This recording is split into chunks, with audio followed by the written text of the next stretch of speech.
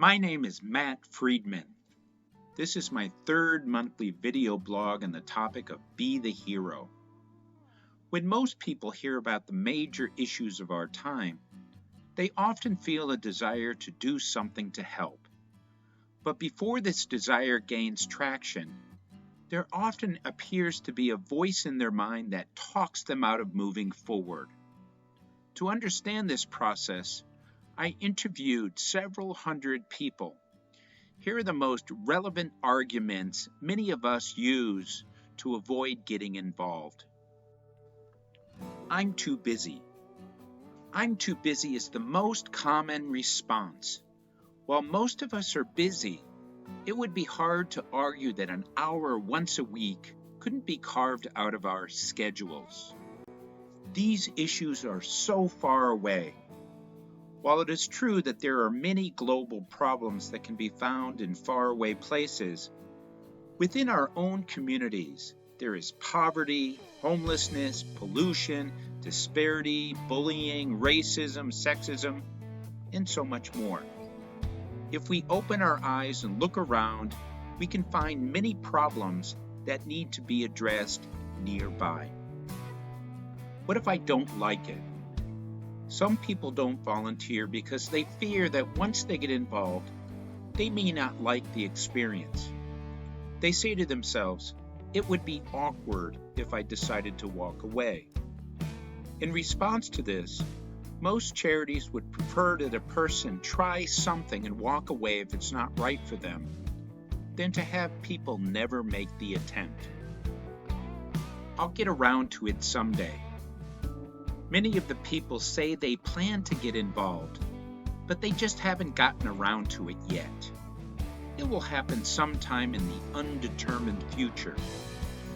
People who make this commitment often appear to feel okay about their inaction because they have decided to get involved eventually, just not now. The disconnect comes when the intended action never happens. A drop in the bucket.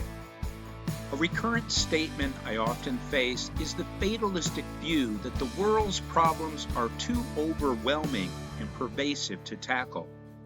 People often say, with so little impact, it seems impossible to make a difference. Why even bother? If only one person were to do something, I would agree.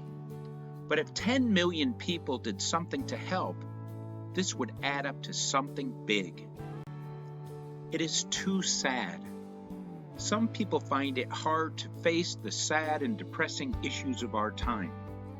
To avoid these feelings, they simply avoid the topics. For us to fight these problems, we must understand, feel the pain, and act. It is the least we can do. What do I have to offer?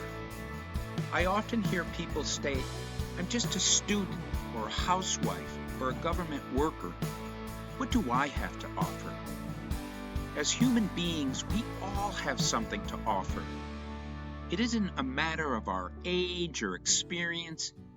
It is a matter of our willingness to step up. How are these issues relevant to my life? Despite what most people think, the issues of our time all have relevance to our life in many ways. Because we share the air, the water, the resources, the animals, the plants, the food, the places, and so much more, these issues are relevant to all. All or nothing attitude. Another reason that people don't get involved is this idea that to do so would require a great sacrifice or a major life-altering contribution. It doesn't have to be all or nothing. In fact, it can simply be a matter of carving out 1 hour a month to help the world. I don't know how to begin. Some are ready to volunteer. They are ready to commit, but they don't know how to take that first step. Every person who is at this point, but then eventually loses interest because the path forward is not clear to them, is a missed opportunity. So with all of these messages in our head, what should be done? My advice? Just act. If you hear about a major issue of our time and feel a desire to do something to help, don't listen to the voice that tries to talk you out of it. Decide you are going to do something and just do it. It is as simple as that. Each month, I will post a video blog on this issue of Be the Hero. I hope you will join us on this journey. Together we can all change the world. Thank you for taking the time to watch this video.